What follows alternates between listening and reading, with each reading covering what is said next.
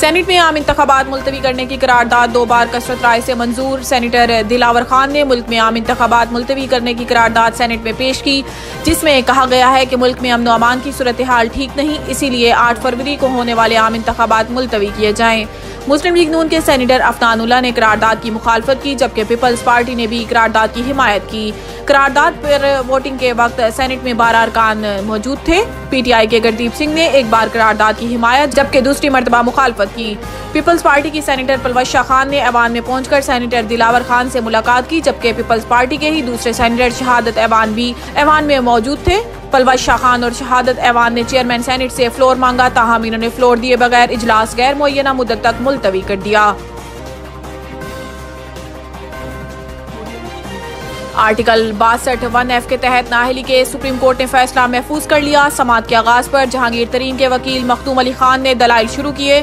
Chief justice نے remarks دیے کہ نااہلی سے متعلق انفرادی مقدمات اگلے ہفتے سنیں گے، اس وقت قانونی اور آئینی معاملے کو دیکھ رہے ہیں۔ چیف جسٹس نے کہا ہے کہ جب آئین نے خود طے کیا نااہلی اتنی ہے تو ٹھیک ہے۔ نیب قانون میں بھی سزا 10 سال کرائی گئی۔ آئین وکلا کے لیے نہیں، عوام پاکستان کے لیے ہے۔ آئین کو آسان کریں، آئین کو اتنا مشکل نہ بنائیں کہ لوگوں کو اعتماد ہی کھو دیں۔ فلسفانیہ باتوں کی بجائے آسان بات کریں۔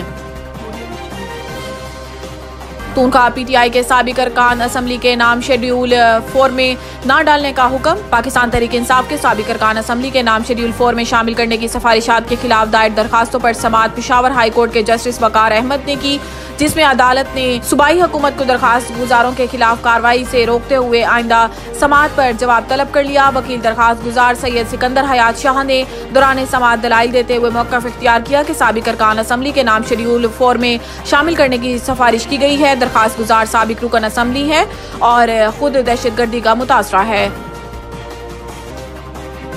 شاہ محمود اور زین قریشی کے کاغذات منظور، حلیم عادل کو بھی الیکشن لڑنے کی اجازت مل گئی۔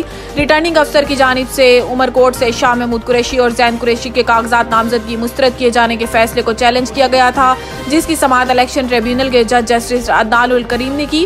الیکشن ٹریبیونل نے شاہ محمود قریشی اور زین قریشی کی اپیلیں منظور کرتے ہوئے دونوں کے این 214 عمر کوٹ سے کاغذات نامزدگی منظور کر لیے۔ نوید ٹکا شاپ منشی محلہ چوک، نیا انداز، نیا ذائقہ اور معیار ایک ساتھ۔ نوید ٹکا شاپ اپنا پیغام دیتے ہیں، ریٹ وہ جو ہر کسی کی پہنچ میں۔